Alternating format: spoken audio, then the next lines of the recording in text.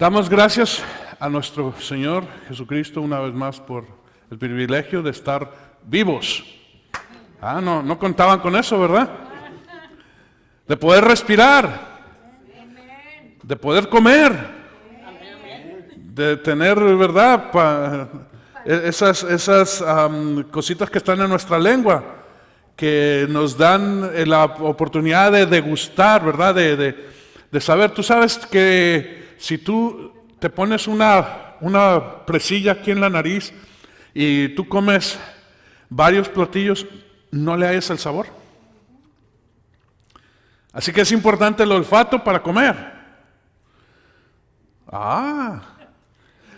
Así que, hermanos, vamos a poner hoy todos nuestros sentidos espirituales en la palabra, en la comida que el Señor tiene para nosotros el día de hoy. Amén. Es un pan. ¿Qué haces tú cuando tú compras un pan que está en la panadería recién salido? ¿Qué haces? No te lo comes. Le pones ¿verdad? Antes de que tú comas, antes de que tú lo pruebes, ¿qué haces? Te das el gusto de olerlo, ¿verdad? De disfrutar ese olor sabroso de horno, ¿verdad? De todas las cosas químicas que funcionaron ahí en la levadura, en el pan, en el trigo, en lo que sea. Y ahora sí, como hace mi esposa cuando va a comprar pan que está recién salido, no ha salido de la tienda y ya el pan está pellizcado. Así que vamos a disfrutar hoy de la palabra de Dios, la palabra que el Espíritu Santo ha preparado para nosotros el día de hoy. Y estamos en el tema entendiendo el Éxodo, y en esta ocasión vamos a hablar acerca de se abre el mar. ¿Sí? Se abre el mar. Ahora tú dices, qué padre, qué glorioso, yo quisiera estar ahí. Pues, amén, qué bueno que quieres estar allí. Pero hermanos, el pueblo de Dios no sabía que tenía que atravesar el mar. El pueblo de Dios sabía que tenía que ir camino 3 días al desierto a ofrecer sacrificios a Jehová, que eso es lo que habían propuesto a Faraón. Y el Señor hizo todos estos milagros, las plagas y los diferentes milagros, para declararse Dios, sobre todo Dios en Egipto, pero también para que su pueblo aprendiera a confiar en Él. Entonces, una de las cosas que hace el Señor, y lo vamos a estar viendo, es que el Señor mismo es quien lleva al pueblo a enfrentar el mar. Amén. Entonces, vamos a la Escritura, vamos a la palabra, y vamos ahí al libro de Éxodo, y vamos a estar leyendo más que todo en el capítulo 14, quizás algunos versículos en otros pasajes, pero vamos a estar concentrándonos en el capítulo 14 del libro de Éxodo. Éxodo 14 y 16, y solamente vamos a vislumbrar este pasaje, vamos a ahondar un poco más en esto más adelante. Dice, y tú levanta tu vara y extiende tu mano sobre el mar y divídelo. Y me gusta mucho esta expresión porque es Dios hablando. Dios le habla a Moisés y le dice, ¿por qué clamas a mí? Porque el pueblo cuando vio esto clamó y dijo, ¡ay, Señor! Y después, Moisés, ¿por qué nos trajiste aquí a morir? ¿Verdad? Entonces Moisés dice, no, tranquilo, cálmese, Dios peleará por nosotros, van a ver su gloria, el Señor va a glorificarse este día. Y entonces Dios le habla a Moisés y le dice de esta manera, no clames a mí, levanta tu vara y extiende tu mano. 2 cosas que son bien tremendas, ¿sí? Levanta tu mano, que es la mano de Dios, ¿sí? Pero levanta tu vara. ¿Por qué? Porque Él nos ha dado a nosotros autoridad. Amén. Muchas veces nosotros vamos, ¡ay, Señor, que me está pasando esto! O me está sucediendo aquello. Y el Señor dice, ¿y? ¿Que no te he dado una vara? ¿No tienes mi mano? ¿No tienes mi autoridad y mi poder? Si tú tienes la autoridad y poder, hermano, como hizo Lupi la otra vez que fue a visitar una casa, vino y dijo, declaramos aquí la presencia del Señor y echamos fuera toda obscuridad, toda tiniebla. No tuvo que clamar al Señor, sino que ella tomó autoridad Y ella y su hermano fueron de lugar en lugar, de cuarto en cuarto, ya sea en las habitaciones de dormir, en los baños, en los closets, en la sala, en la cocina, en el garage, y declararon que la casa era para Cristo. Amén. ¿Qué hizo? Levantó su mano y su vara y tomó autoridad y el poder de Dios e hizo. Así es lo que hace el Señor. Extiende tu mano sobre el mar. ¿Sobre qué? Sobre lo que viene, sobre lo que tiene, lo que ha venido a oponerse en tu camino. Sí, no estamos todavía ahondando nada, solamente es el preámbulo. Y ya estamos tremendo, ¿verdad? Así que vamos a orar, vamos a a inclinar nuestro rostro un momento y vamos a pedir al Espíritu Santo que bendiga este tiempo. Amén. Espíritu Santo, te damos gracias porque tú preparas la palabra. Pero más que todo, Señor, tú abres nuestro entendimiento para entender la palabra. Para, Señor, gozarnos. Tú has traído, Señor, pan fresco el día de hoy para que nosotros podamos gozarnos, Señor, y ser llenos de la palabra fresca para bendición y crecimiento en nuestra vida espiritual. Señor Santo, quita todo impedimento y toda distracción y te bendecimos en el nombre precioso de Cristo Jesús. Amén.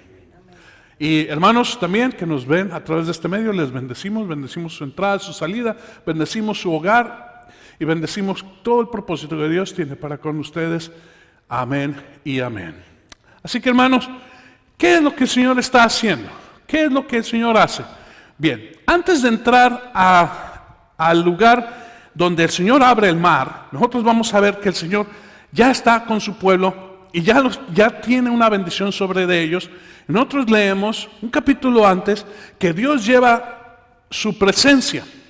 Dice, su presencia va delante del pueblo de Dios y se manifiesta como una columna de nube para guiarles, dice, y una columna de fuego en la noche para alumbrarles. ¿De qué está hablando esto, hermano? De que el camino es continuo, no hay tiempo de ir a la camita. Cuando tú el Señor te está llevando, dice, tienes que entrar en acción y Él te va a dar fuerza y te va a dar propósito y los medios para que tú puedas alcanzarlo sin que te detengas a reposar, a descansar. Es tiempo del Señor. Amén. Ahora, no es que nosotros nos vamos a pasar en vigilias, hermano, pero lo que está hablando es de Dios te va a dar la fuerza para ir en el día y te va a iluminar en tus tiempos de reposo, para que tú tomes fuerza, para que tú adquieras conocimiento. Tú tienes que saber dónde ir. ¿Y cómo vas a saber dónde ir? Porque el Señor te va a guiar con su nube. Amén. Pero tú tienes que saber cómo actuar. ¿Y cómo sabes cómo actuar? Por el alumbramiento de su luz.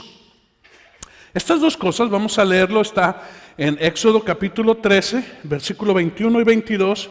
Y dice así, el Señor iba delante de ellos de día en una columna de nube para guiarlos por el camino y de noche en una columna de fuego para alumbrarlos a fin de que anduvieran de día y de noche, ¿sí? De que anduvieran de día y de noche, no se detuvieran. Y dice, y no quitó de delante de su pueblo la columna de nube durante el día, ni la columna de fuego durante la noche. El Señor estaba con su pueblo, y es importante esto, hermanos, porque ellos salieron de Egipto, salieron de entre la multitud de dioses a los cuales Dios, a través de las plagas, anunció que ellos eran inferiores porque son dioses de la naturaleza. Ya estaban los dios rana, ¿se acuerdan? Dios rana, piojo, ¿qué más? Los dios mosca, los de la úlcera, los de la oscuridad, los dioses del Nilo, ¿verdad? Todos estos dioses, y por último también al dios Faraón, ¿sí? Que también quitó su vida, bueno, la vida de su hijo. Bien. Estas dos columnas son para guiar y para alumbrar. Voy a leer un pasaje en el versículo 19 y 20 del capítulo 14, no está aquí, pero vamos a leerlo. Dice así en el versículo 19,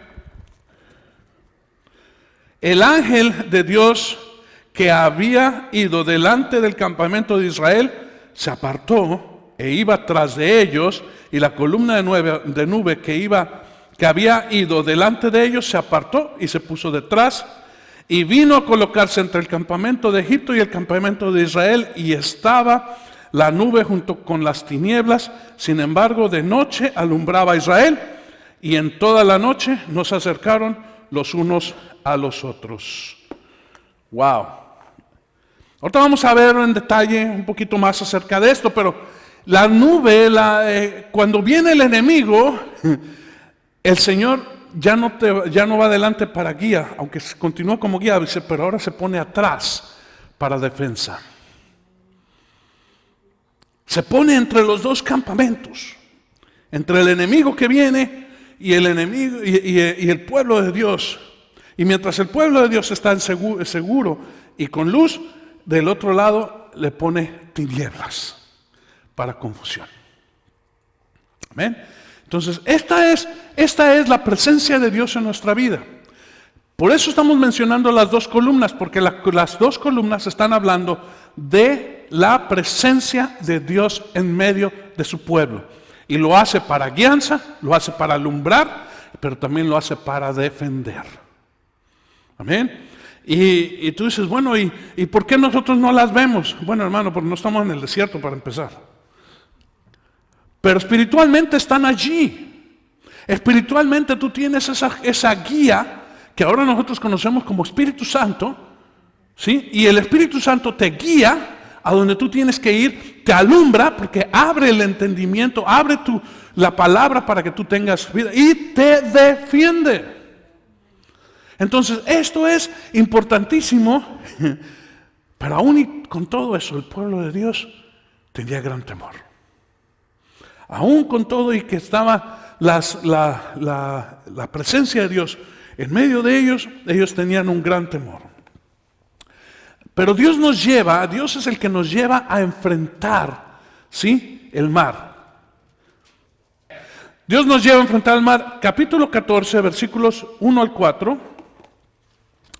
Dice así, y el Señor habló a Moisés diciendo, di a los hijos de Israel que den la vuelta, porque ellos ya iban a camino del desierto, pero diles que den la vuelta y acampen delante de Pi-Ahirot, entre Migdol y el mar. Dice, acamparéis frente a Baal-Zephón en el lado opuesto junto al mar. Y esta es la razón por la cual Dios los llevó al mar. Porque Faraón dirá de los hijos de Israel, andan vagando sin rumbo por la tierra, y el desierto los ha encerrado. Y yo, dice el Señor, endureceré el corazón de Faraón, y él los perseguirá, y yo seré glorificado por medio de Faraón y de todo su ejército, y sabrán los egipcios que yo soy el Señor. Y así lo hicieron. Ahora bien, parece muy sencillo, pero imagínate, el pueblo de Dios está huyendo. Ahora, salieron con gran poder, ¿verdad? Y bien entusiasmados, porque les habían dado oro y plata y vestidos y comida, y salieron y dicen, váyanse los egipcios, y los israelitas decían, pues nos vamos, y van bien contentos y hasta cantando por el camino, hasta que se dieron cuenta que el ejército de Faraón los perseguía. Y no nada más se dieron cuenta que el ejército de Faraón los perseguía, sino que ahora el Señor los llevaba a un punto donde pues tenían que enfrentar a Faraón o al mar. Y aunque pues algunos sabían nadar, no tenían balsas, no llevaron barcos, algunos llevaban espada.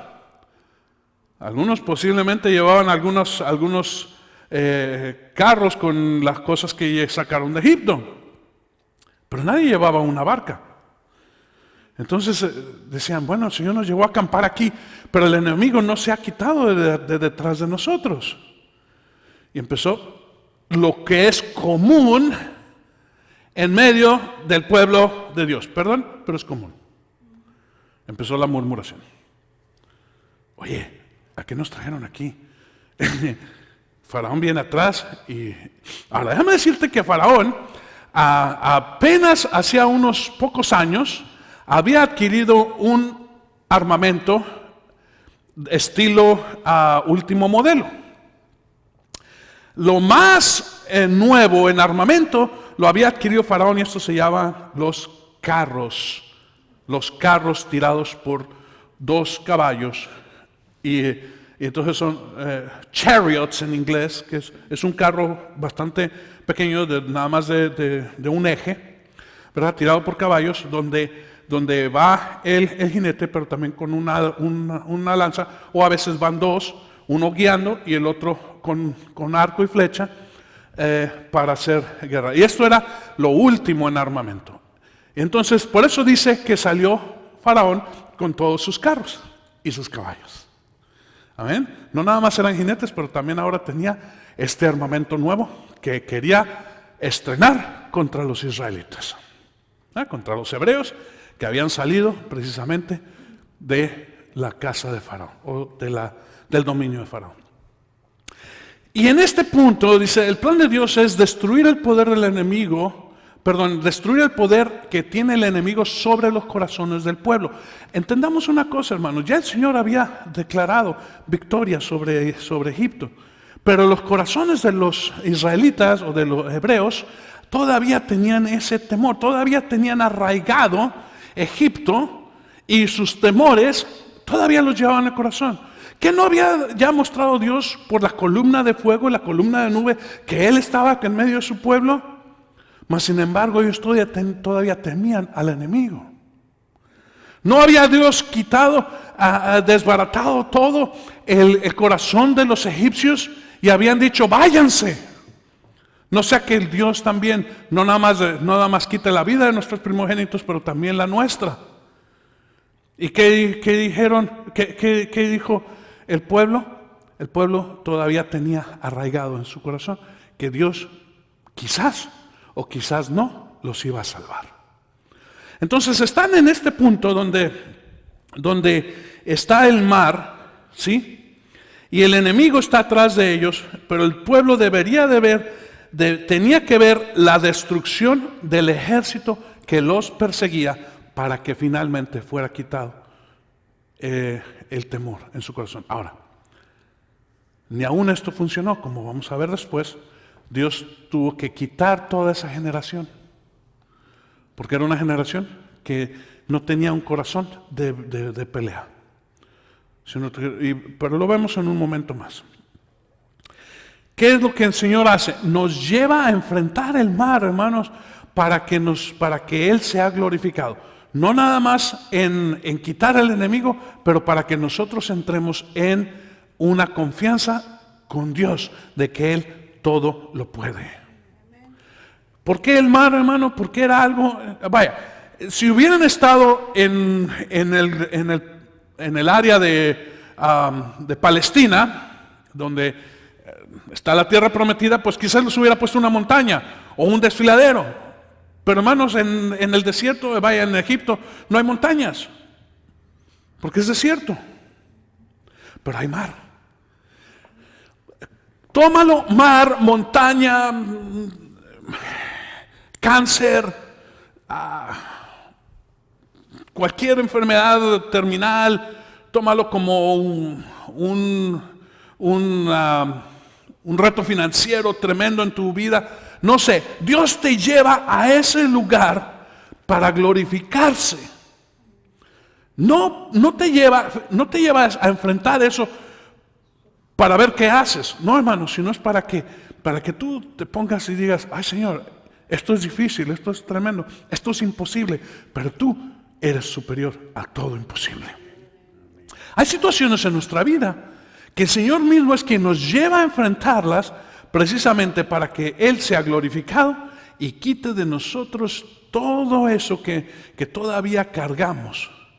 Porque era preciso que el pueblo de Dios, que había oído de la muerte de los primogénitos, pero no la había presenciado. Supieron por el clamor que se levantó en Egipto.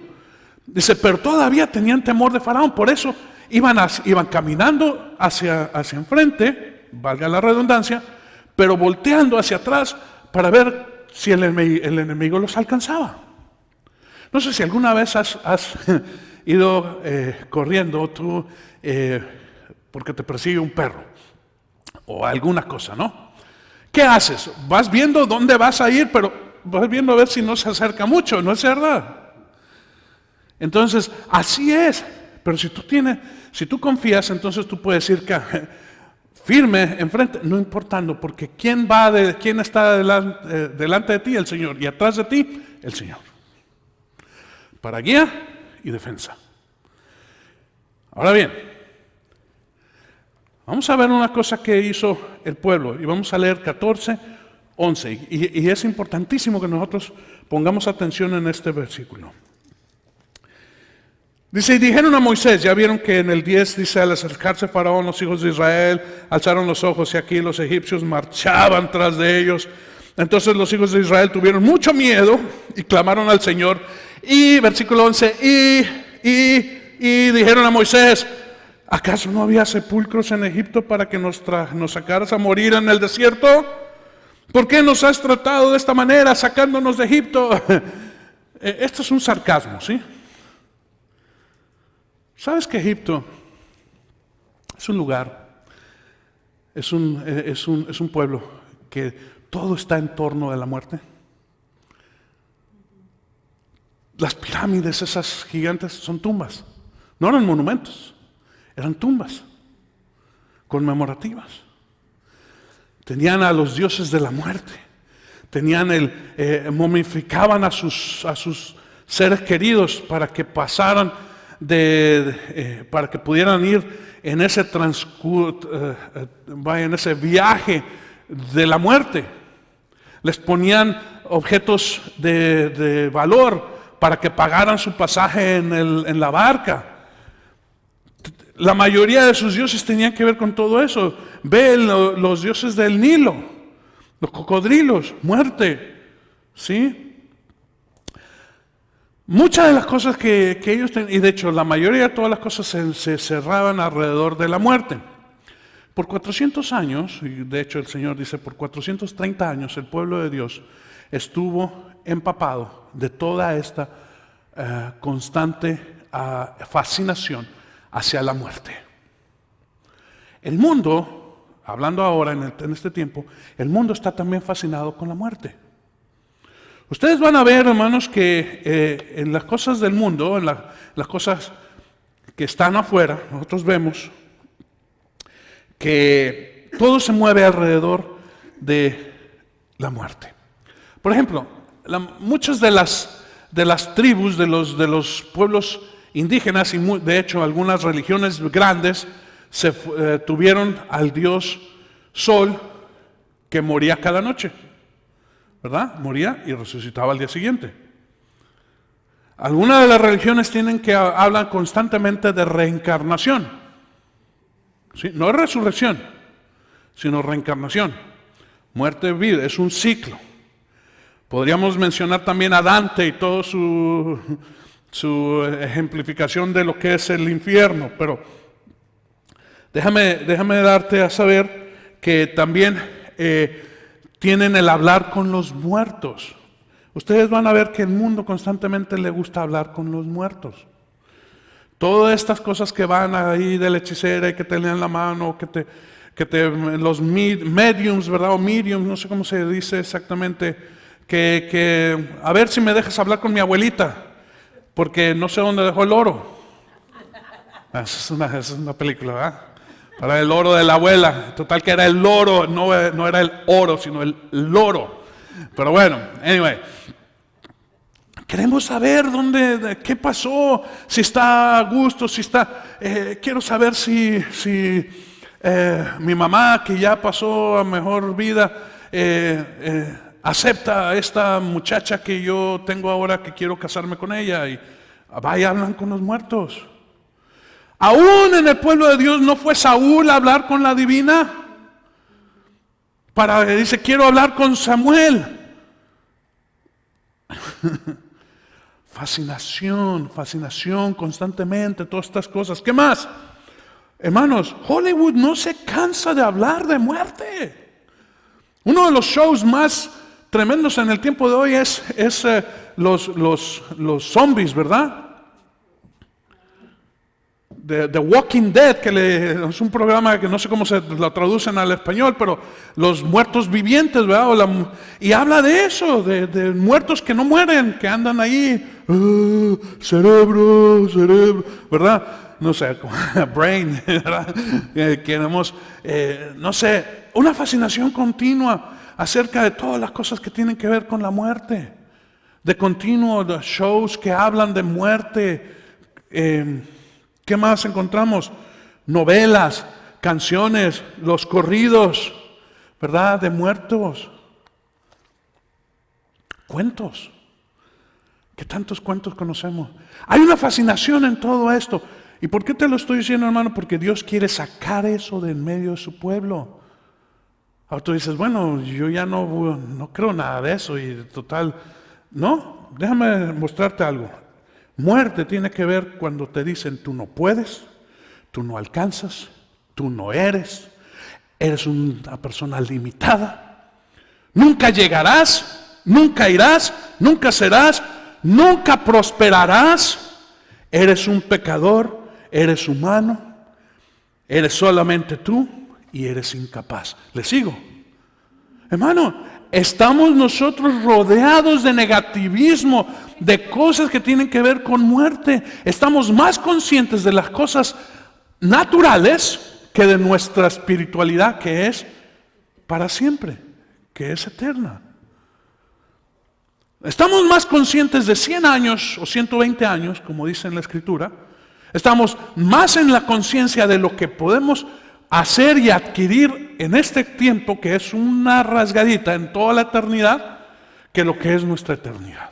Por eso Jesús decía bien claro, no os hagáis tesoros en la tierra donde la orina y la polilla corrompen, sino hagáis mejor tesoros en los cielos donde nada de estas cosas puede destruir o puede corromper tu tesoro. Pedro, cuando ustedes recuerdan una de las ocasiones en que vino un joven rico, a decirle a Jesús, maestro bueno, dice, yo he hecho y he cumplido con la ley desde mi niñez y dice, pero quiero saber qué me falta para adquirir la vida eterna. Y dice, bueno, ya has hecho esto y esto, dice, desde mi niñez, todo he cumplido con la ley desde el principio, no me ha faltado nada. Dice, bueno, te falta algo hacer. Dice, ve, vende todo lo que tienes, dalo a los pobres y ven y sígueme. Dice que agachó la cabeza el joven rico y se fue, porque tenía muchas posesiones o muchas riquezas, ¿sí? Y entonces dijo Jesús, difícil es para un rico entrar al reino de los cielos. Es más fácil que un camello pase por el ojo de una aguja que un rico entre al reino de los cielos. Y estaba escuchando Pedro, y Pedro estaba dándole vueltas al asunto. Le dijo, Señor, nosotros hemos dado todo. ¿Y por qué dijo esto Pedro? Porque Pedro estaba muy consciente de las cosas de abajo. Le digo, Pedro, yo sé y tu Padre que está en los cielos conoce lo que has hecho y te recompensará grandemente. Dice, pero aún aquí en la tierra te recompensará grandemente por todo lo que has hecho, porque nada queda sin que el Señor lo tenga en cuenta. Pero hay más conciencia en las cosas que nos limitan, ¿sí? En las cosas que no alcanzamos, que en las cosas que están sobrenaturales, que son sobrenaturales. Por ejemplo, nosotros nos enfrentamos a algo, ¿y qué hacemos? Bueno, yo puedo nada más comprar hasta ve al banco y pregúntale a la persona que está ahí en la financiera que puedes comprar. Te dice, bueno, tú nada más te alcanza para una casa de 50,000 o de 200,000, de acuerdo a tus posibilidades, ¿verdad? Entonces tú ya vas y dices, bueno, esto es lo que yo puedo alcanzar, de acuerdo a mis posibilidades. Mas sin embargo, cuando son las cosas de Dios, rara o nunca se limitan a lo que tú puedes, sino más bien a lo que tú no puedes. Vean el caso de Dante Gebel, que me encanta. Me encanta cuando él tiene el reto de llenar el estadio. Y él le pregunta a la persona que está ahí, dice, bueno, ¿y tú tienes el dinero en el banco? Dice, no tengo nada. Dice, pero ¿tú de dónde vas a sacar? Dice, eso no te preocupes, yo nada más lo que quiero saber es cuánto cuesta. Porque es lo que Dios me dijo, me dijo, ve y renta todo el estadio para hacer el evento. Dice, pero es que tú no tienes ninguna garantía. Dice, y eso no te importe. Yo quiero saber nada más cuánto cuesta. Dice, ay, ¿qué gorro pones? Pues cuesta tanto. Y le aumentó, ¿verdad? Para ya quitárselo encima. Dice, ok, está bien. Señor, esto es lo que cuesta. Y eso fue lo que le dieron. Porque fue con una persona que el Señor le indicó y esa persona le dijo, ¿cuánto necesitas? Nunca preguntó que si podía o ¿cuánto necesitas? Y él llevaba la cantidad exacta. Y le dijo, esto es lo que necesito. Sacó la chequera y le hizo inmediatamente un cheque, el cual se lo llevó y le dijo, ahí está. Y la persona se quedó sorprendida. Dice, ¿cómo es que tú sin ninguna garantía, sin ninguna nada, puedes alcanzar eso? Porque no es mío. Si fuera mío, ya estuviera yo buscando garantías, pero esto no es mío, sino es de Dios. Entonces, es importante que nosotros tengamos más conciencia de lo imposible, que para Dios es posible, que lo que nos limita. Por eso, hermanos, muchas personas que el Señor les lleva a un ministerio, inmediatamente empiezan a ver qué les alcanza o hasta dónde pueden o hasta dónde van a llegar. Donde Dios dice, ya me metiste inmediatamente en tu cajita pequeña de humano. Dice, pero yo soy el Todopoderoso. ¿Qué hay que yo no pueda hacer? En una ocasión, uno de los grandes caudillos de Israel, llamado Josué, le dijo a Dios, Señor, la batalla está buena, porque iban ganando. Dice, Señor, detén el sol y la luna, para el tiempo, porque vamos ganando. Dice, como un día entero se paró el tiempo, hasta que tuvieron gran victoria. Otro rey que andaba por ahí pidió una señal. Le dijo el profeta, pide una señal. Dijo el rey, bueno, que se adelante el tiempo es fácil, pero que retroceda el tiempo no es tan fácil. Yo te pido que retroceda, y no sé cuántos grados dijo que retrocediera, y pum, retrocedió. ¿Habrá algún imposible para Dios? No hay imposible para Dios. Pero nosotros estamos metidos porque constantemente te dejan saber, ok, tú eres de clase tal o tú eres de así o así, nada más alcanzas esto o aquello y punto, ahí te limitan. Tú sabes que los grandes genios, creo que por ahí me dijeron, no estoy seguro, ¿no? Pero creo que está casi seguro que Einstein reprobó matemáticas. Estoy seguro que muchas de estos grandes personajes les dijeron, tú no sirves para nada. El que es dueño del Google no terminó la escuela.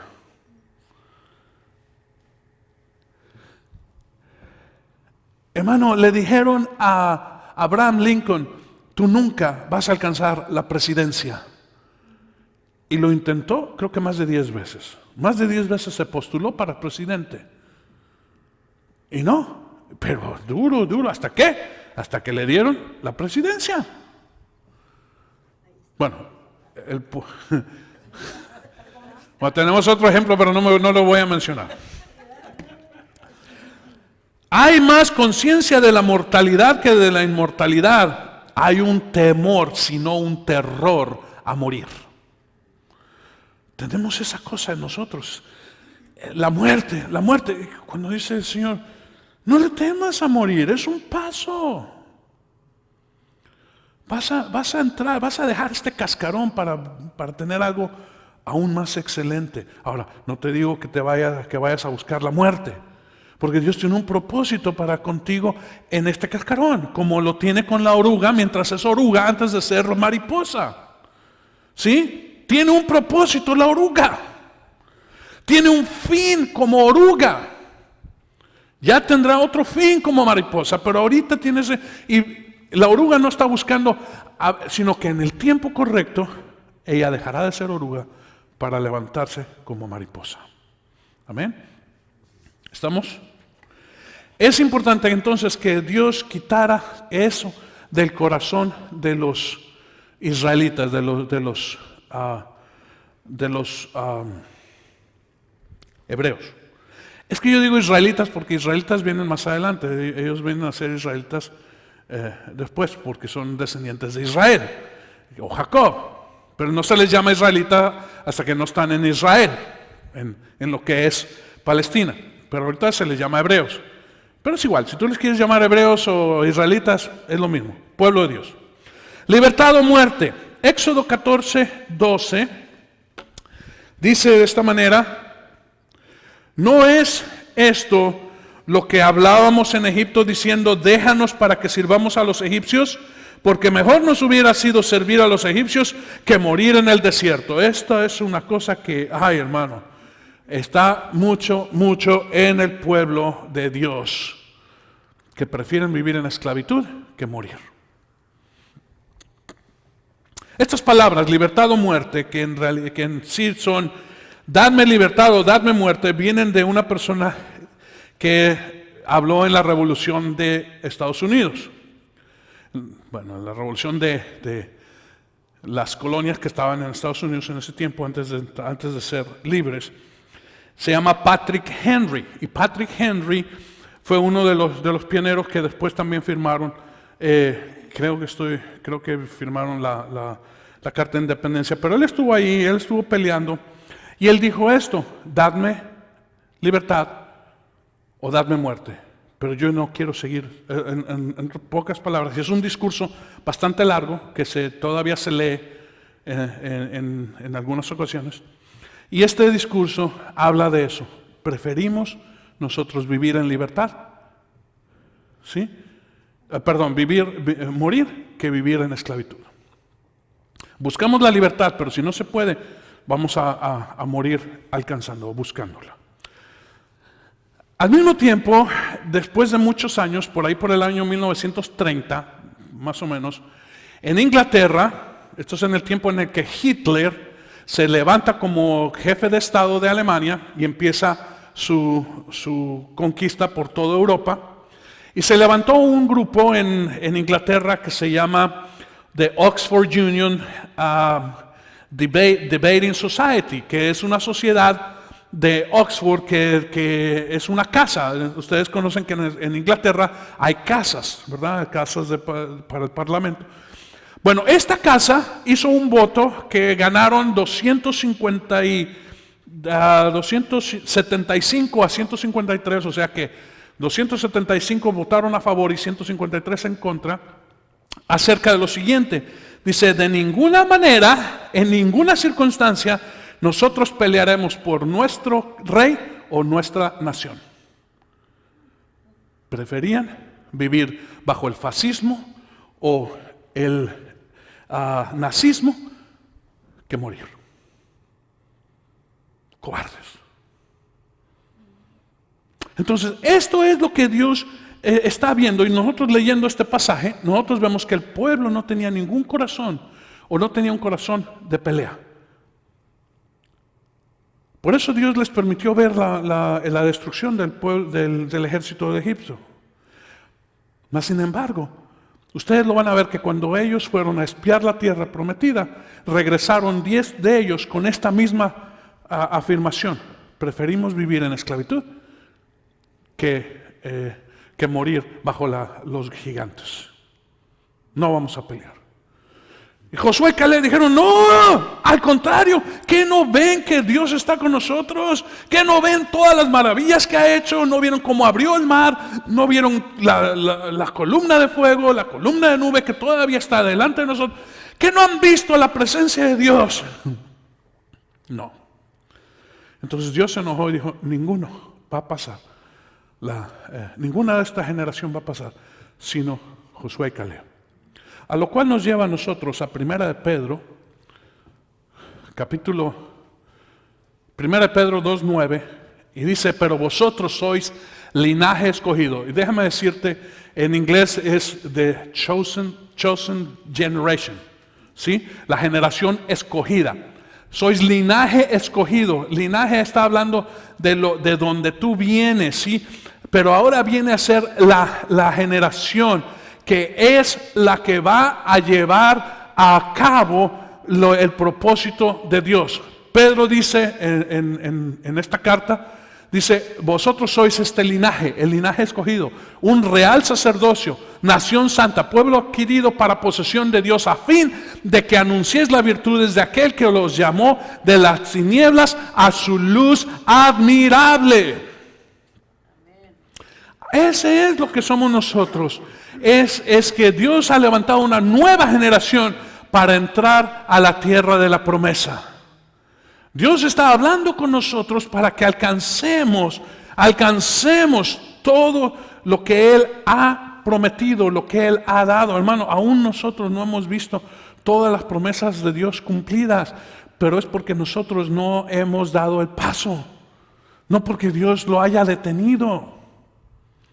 En el capítulo 8 del libro de Romanos dice que la creación aún gime porque está esperando la manifestación de los hijos de Dios. Está esperando que entremos en conciencia, que dejemos nuestras limitaciones, que entremos nosotros en creerle a Dios que Él tiene grandes cosas para nosotros. Pero es necesario que quite, que arranque, desarraigue nuestro corazón de temor al mundo, a la muerte, a la limitación, para entrar en la victoria que tiene Él. El cruce del mar, como vamos a ver ahora en el siguiente versículo, Dios pelea, dice Moisés, si nosotros callamos. Dice mi esposa, calladitos se ven más bonitos. ¿Por qué, hermanos? Porque muchas veces no es un grito de victoria como cuando se cayeron los muros de Jericó, sino es una murmuración. Es algo que impide, que contamina, que leuda. Hermano, el grito de victoria tiene mucho poder, pero una murmuración de temor, hermano, contamina todo un ejército. Ejércitos completos han sido derrotados solamente cuando oyen el pum, tururum, pum, pum, pum, tururum, pum, pum, y las trompetas. ¿Por qué? Porque dice, wow. Y de hecho, esta es una de las estrategias que hizo Gedeón para derrotar un pueblo. Puso a varios israelitas separados con trompetas y unas lámparas, antorchas en unas cubiertas, ¿verdad? Dice, cuando oigas mi trompeta, ustedes toquen su trompeta y rompan las lámparas, que se vea como si somos muchos, pero no eran muchos. Y el enemigo dice, al ver eso y a oír las trompetas, soltaron sus armas de guerra y huyeron. Y era un grupo pequeño. El temor, hermano, es contagioso.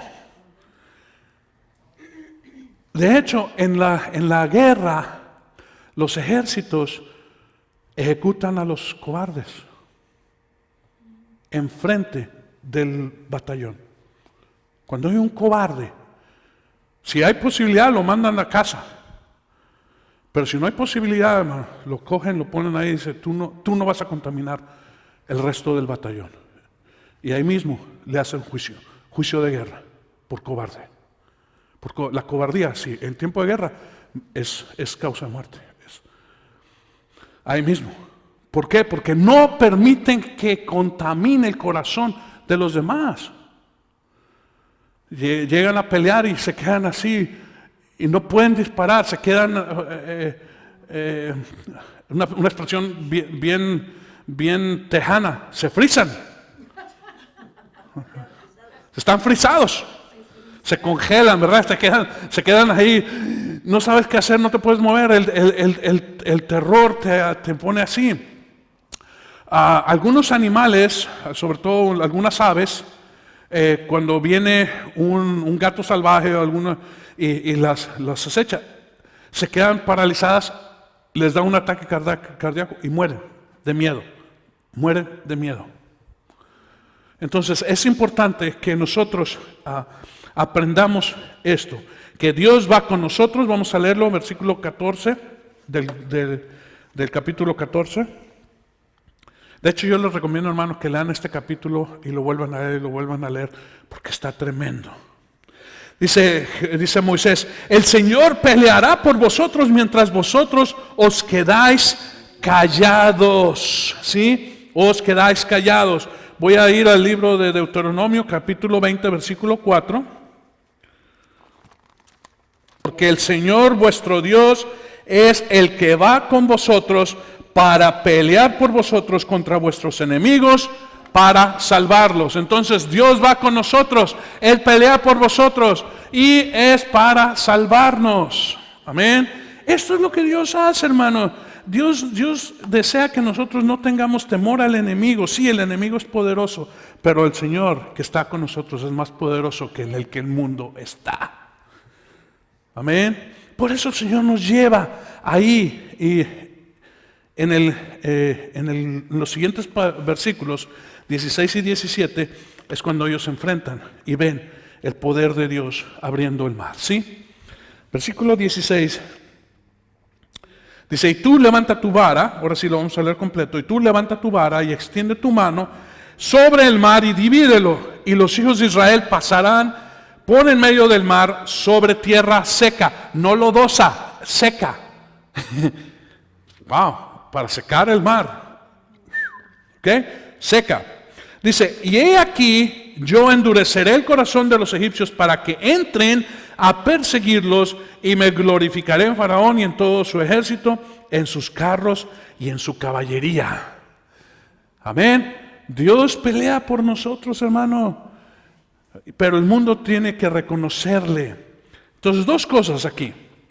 En este primer pasaje, Dios tenía que glorificarse para que todo el ejército, aunque pues ya no lo contaron, pero todo el ejército de Faraón viera o reconociera que él era Dios, realmente. Ya habían visto las 10 plagas y ni aún así doblegaron.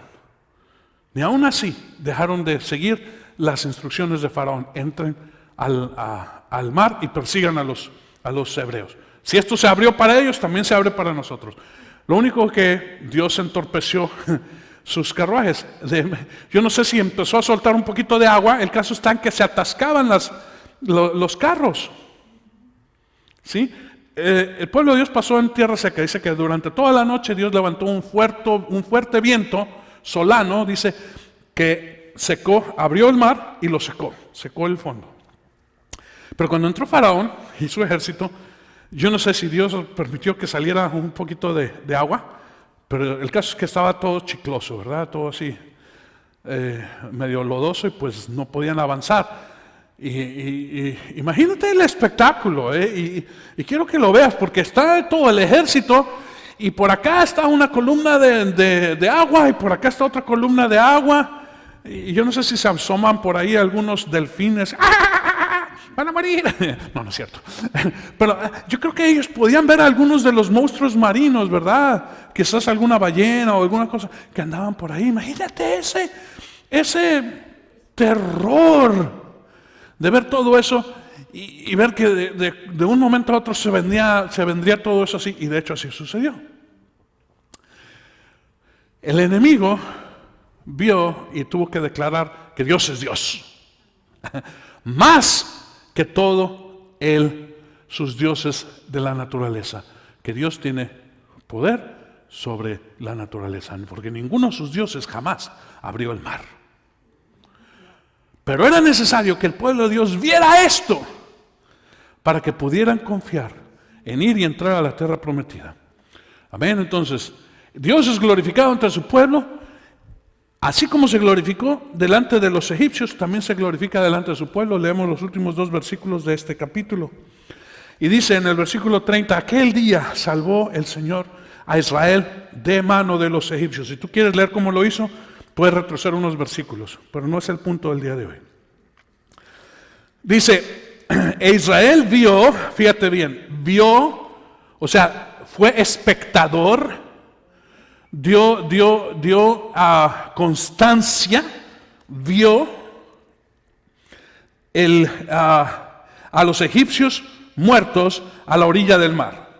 Cuando Israel vio el gran poder que el Señor había usado contra los egipcios, el pueblo temió al Señor y creyeron. Y esa palabra creyeron es confiaron, ¿sí? Esa palabra que se lee creyeron es más que creer. Tú puedes creer, pero no creerle a Dios, sino creer en Dios no es lo mismo que creerle a Dios. Creerle a Dios es confiar en Dios. Por eso dice, muchos demonios creen en Dios, y tiemblan, pero no creen en Él. Nosotros hemos creído en Él, como dijo Pedro, hemos creído que tú eres el Cristo. Sí, entonces, y creyeron en el Señor y también en Moisés, su siervo. Y déjame dejarte saber aquí, hermano, que esto es tipo de Cristo, porque este Moisés es tipo Cristo. Y después nosotros leemos en Isaías capítulo 43, versículos 10 y 11, leemos de esta manera, y con esto vamos a terminar. Vosotros sois mis testigos, declara el Señor, y mi siervo, a quien he escogido, para que me conozcáis y creáis en mí, y entendáis que yo soy. Antes de mí no fue formado otro Dios, ni después de mí lo habrá. Yo soy el Señor, y fuera de mí no hay Salvador. Y este es hablando de Jesús. Amén. Esta es la profecía mesiánica hablando de Jesús. Y hay muchas más, pero vamos a terminar con eso solamente. A su siervo, Jesucristo, ¿sí? Quien Él escogió. Vamos a ponernos en pie. Hemos paseado un poco alrededor de estos pasajes de Éxodo y apenas estamos entrando, ¿verdad? En el vislumbre de lo que es el Éxodo. Vamos a descubrir un poco más, vamos a entrar un poco más a través de esta serie. Pero hoy era importante que nosotros enfrentáramos el mar. Y el mar ha sido abierto, hermano. El mar se abrió por ti y por mí, para que nosotros sepamos que Dios es Dios. El enemigo tuvo que saber que es Dios, pero nosotros tenemos que conocer y no nada más creer, pero creerle a Él. Esto es confiar en Dios. El que confía en el Señor no será avergonzado.